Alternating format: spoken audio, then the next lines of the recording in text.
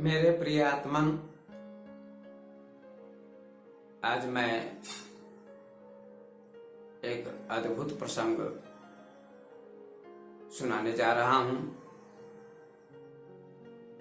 यह प्रसंग जीवनोपयोगी है।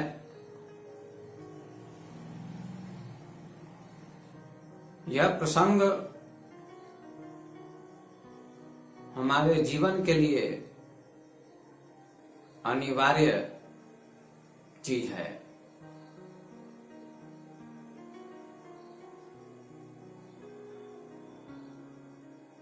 आज मैं आप लोगों को सीता और राधा के प्रेम की व्याख्या सुनाऊंगा, जो बड़ा ही मार्मिक प्रसंग है। क्योंकि प्रेम हमारे जीवन में आवश्यक है। प्रेम हमारे जीवन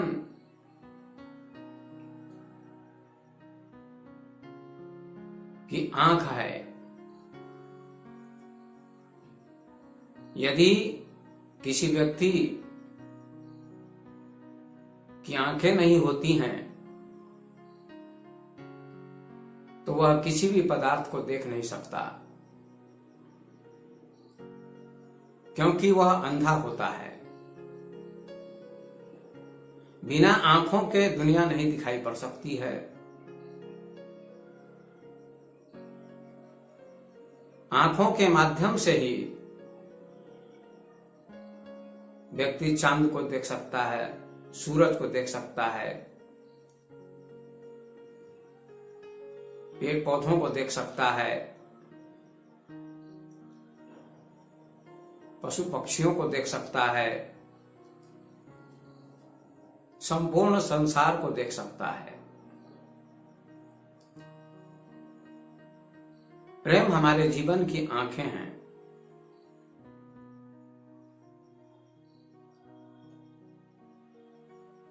प्रेम के बिना हमारा जीवन सूना है, निरर्थक है।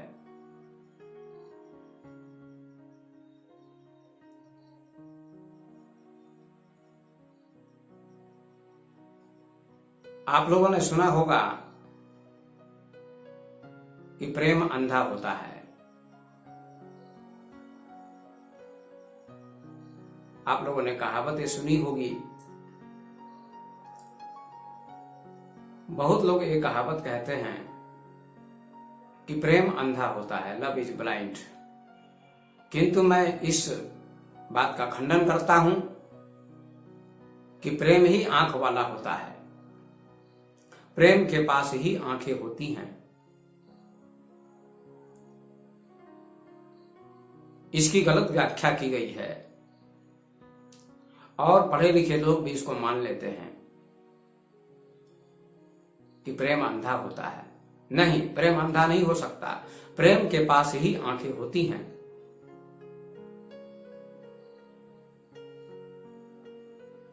यदि आपके जीवन में प्रेम नहीं है तो आप अंधे हैं।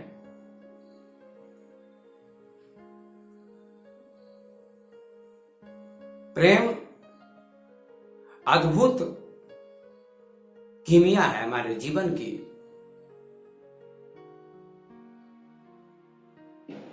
प्रेम को समझना बहुत आवश्यक है। प्रेम के बिना दुनिया अंधी है। प्रेम तो आंख वाला होता है। प्रेम में प्रकाश होता है,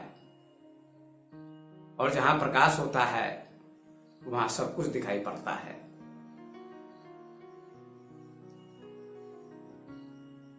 प्रेम में प्रकाश होता है।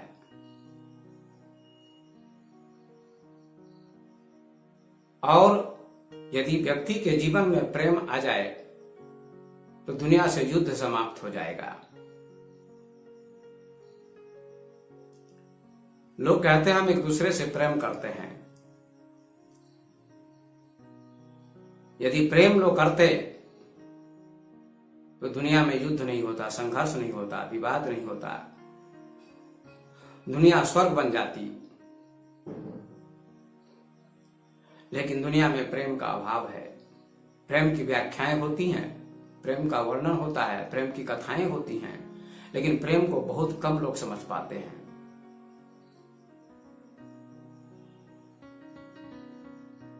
प्रेम पूरी प्रकृति करती है,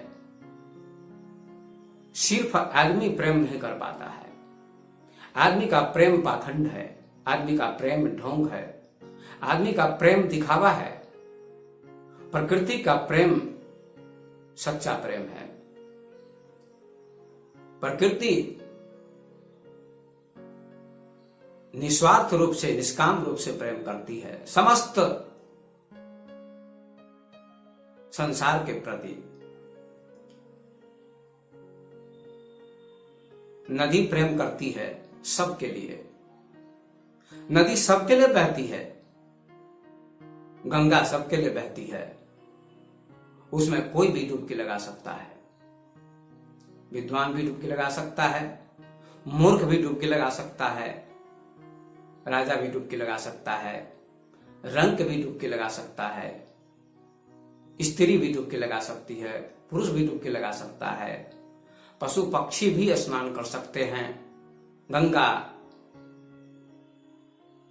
निस्वार्थ प्रेम करती है, नदी निस्वार्थ प्रेम करती है। नदी का कोई भी स्वार्थ नहीं है, गंगा का कोई भी स्वार्थ नहीं है। हवा निस्वार्थ रूप से बहती है, हवा की कोई कामना नहीं होती है, हवा का कोई स्वार्थ नहीं होता है। हवा समस्त प्राणियों के लिए बहती है। हवा का प्रेम है प्राणियों के प्रति। पेड़ पौधे ऑक्सीजन देते हैं, उनका प्रेम है समस्त प्राणियों के प्रति। यदि पेड़ पौधों से ऑक्सीजन न मिले तो हमारा जीवन समाप्त हो सकता है। पेड़ पौधे ऑक्सीजन देते हैं, छाया देते हैं, फल देते हैं, इसलिए प्रेम पेड़ पौधे भी करते हैं। फूल भी प्रेम करता है। फूल जब खिल जाता है तो उसकी सुगंध चारों तरफ बिखर जाती है। जहां फूल होता है उस रास्ते से कोई भी जाएगा तो उसको सुगंध मिलेगी। फूल की सुगंध बेशर्त सबको मिलती है, चाहे अच्छा आदमी जाए, चाहे बुरा आदमी जाए, चाहे स्त्री जाए, चाहे पुरुष जाए, चाहे बच्चा जाए, चाहे युवा जाए, चाहे वृद्ध जाए, चाहे पशु जाए, चाहे पक्षी जाए, कोई भी उस रास्ते से जाएगा तो उसको सुगंध मिलेगी। फूल की सुगंध बेशर्त मिलती है, उसकी कोई शर्त नहीं होती है। चांद की चांदनी सबको मिलती है, चांद भी प्रेम करता है, उसकी चांदनी बेशर्त सबको मिलती है, समस्त प्राणी मात्र को मिलती है। पहाड़ भी सबको प्रेम करता है। समस्त प्रकृति प्रेम करती है। और यदि इस प्रकृति से मानव शिक्षा लेगा तो मानव का जीवन भी बदल सकता है, प्रेममय हो सकता है, प्रेम से भर सकता है। जैसे नदी में बाढ़ आ जाती है तो नदी भर जाती है और किनारों को तोड़ के चलती है। प्रेम बाढ़ की तरह है। हमारे जीवन में प्रेम का आगमन आवश्यक है, जरूरी है। प्रेम के बिना जीवन शुष्क है, सूखा है। आज मैं सीता और राधा के प्रेम की चर्चा करूंगा, सीता और राधा के प्रेम की व्याख्या करूंगा कि दोनों का प्रेम कैसा था, दोनों के प्रेम में क्या समानता थी, क्या अंतर था। इस बात को समझना जरूरी है, आवश्यक है। मैं पूरे भारत तथा पूरे विश्व को आह्वान करता हूं कि प्रेम की व्याख्या, प्रेम की परिभाषा को जानना आवश्यक है। यदि आपके जीवन में प्रेम का अवतरण हो जाए तो आपका जीवन बदल सकता है, पूरा विश्व बदल सकता है, पूरा विश्व स्वर्ग में परिणत हो सकता है, पूरी धरती स्वर्ग बन सकती है।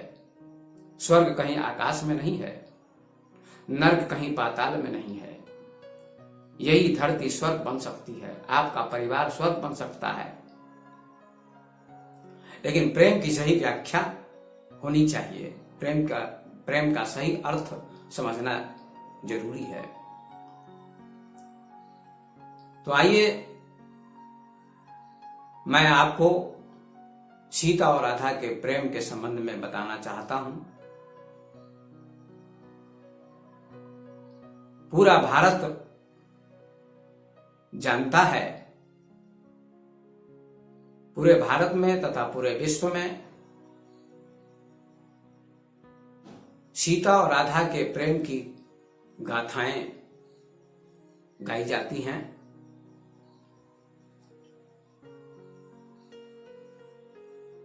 मां जानकी का बड़ा सम्मान होता है और राधा जी का भी बड़ा सम्मान होता है। आइए देखिए, एक अद्भुत प्रसंग आपको सुनने को मिल रहा है कि सीता और राधा के प्रेम में कितना अंतर है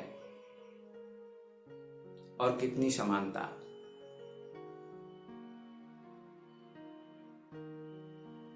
सीता जी राम से प्रेम करती थीं। सीता जी का प्रेम राम के प्रति था और राम का भी प्रेम सीता के प्रति था।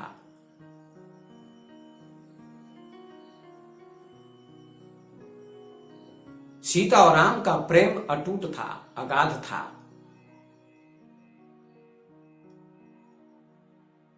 जिसकी चर्चा घर घर में होती है।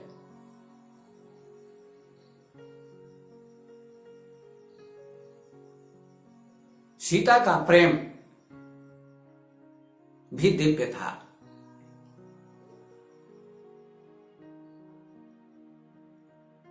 राम के अलावा सीता किसी से प्रेम नहीं करती थी। जीवन में सीता ने राम को छोड़कर किसी की तरफ आंखें नहीं उठाई। सीता का भी प्रेम अनन्य माना जाता है।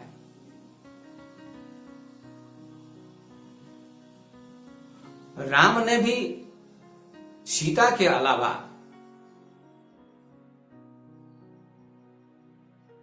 किसी के लिए अपनी आंखें नहीं उठाई। एक दूसरे का प्रेम अगाध था।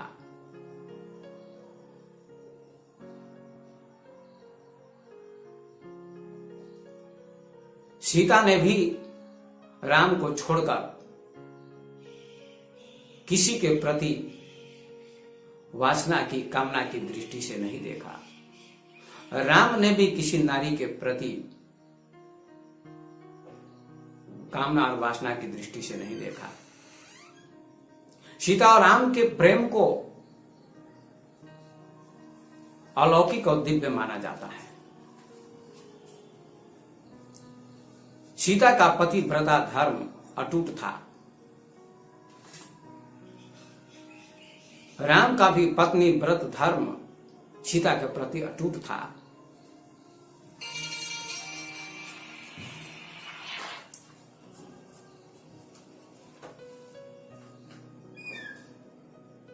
इसकी चर्चा बड़े बड़े विद्वान करते हैं। सीता और राम का बड़ा सम्मान है पूरे भारत में तथा भारत के बाहर अन्य देशों में भी। सीता और राम की बड़ी प्रतिष्ठा है। सीता और राम का बड़ा सम्मान है। सीता और राम का प्रेम आदर्श माना जाता है। सीता और राम का प्रेम अनन्य था।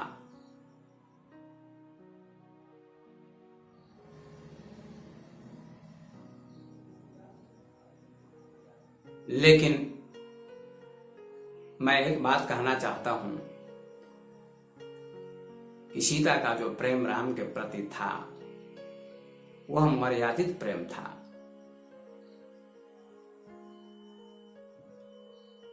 लोक और वेद की मर्यादा के भीतर का प्रेम था।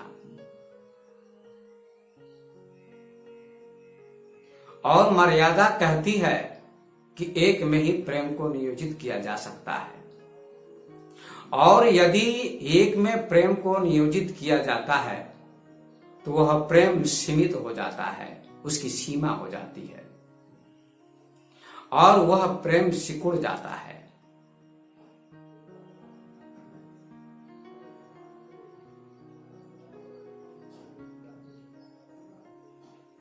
सीता का प्रेम अवश्य अगाध था, अटूट था राम के प्रति, लेकिन मर्यादा के भीतर उनका प्रेम था। मर्यादा की सीमा होती है, मर्यादा असीम नहीं होती है, अनंत नहीं होती है।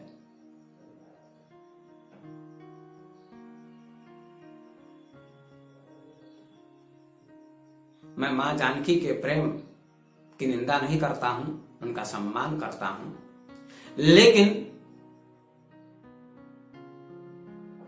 मां जानकी का जो प्रेम था राम के प्रति वह मर्यादा में बंधा हुआ था,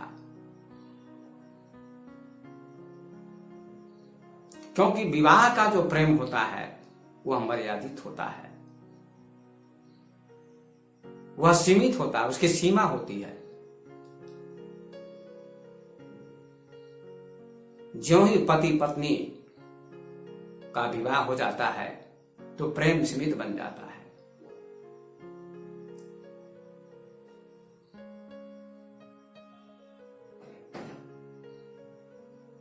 पति और पत्नी का जो प्रेम संबंध होता है वह संकीर्ण हो जाता है, सीमित हो जाता है, मर्यादा में होता है, उसकी मर्यादा होती है। मर्यादा तालाब की तरह होती है, तालाब की सीमा होती है। नदी की कोई सीमा नहीं होती है, हवा की कोई सीमा नहीं होती है, सूर्य की कोई सीमा नहीं होती है।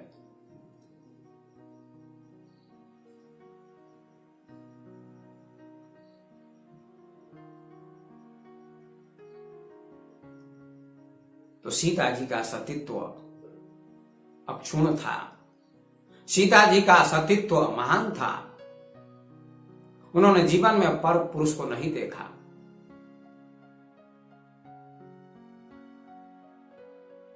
राम ने भी पर नारी को वासना की दृष्टि से नहीं देखा। सीता और राम का परस्पर प्रेम अनन्य था, इसको मैं भी मानता हूं। सराहनीय था उनका प्रेम, प्रशंसनीय था उनका प्रेम।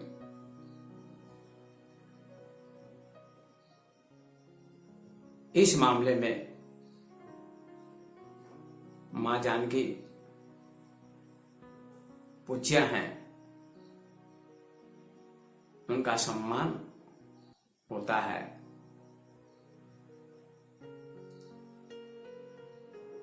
लेकिन राधा का प्रेम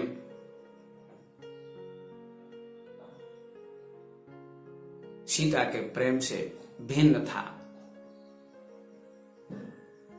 आपको समझना होगा,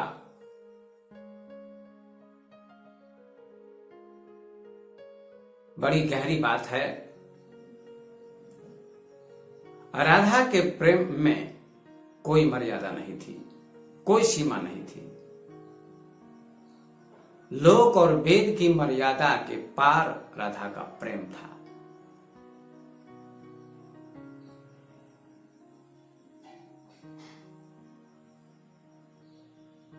प्रेम विराट होता है, प्रेम समष्टि होता है।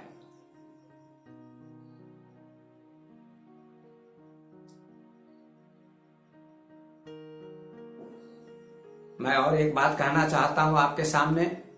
यदि राम किसी दूसरी स्त्री से प्रेम कर लेते तो सीता जी नाराज हो सकती थीं, सीता जी रुष्ट हो सकती थीं, क्योंकि सीता का प्रेम मर्यादित था, सीमा में था।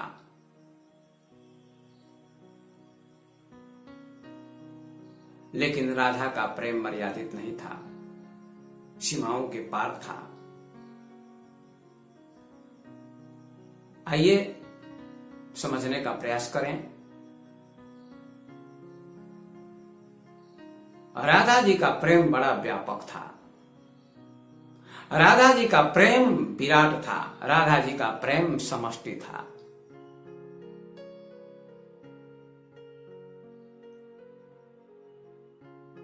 राधा जानती थी कि कृष्ण से हजारों गोपियां प्रेम करती हैं और कृष्ण हजारों गोपियों से प्रेम करते हैं। इस बात को राधा भली भांति जानती थी।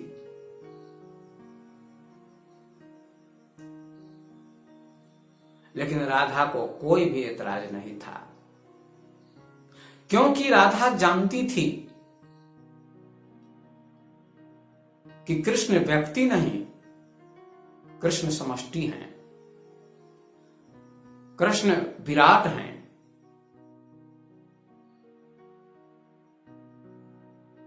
जैसे सूरज समष्टि है, सूरज का प्रकाश संपूर्ण संसार को मिलता है, सूरज की रोशनी संपूर्ण पृथ्वी पर पड़ती है, सूरज का प्रकाश समस्त प्राणी को मिलता है।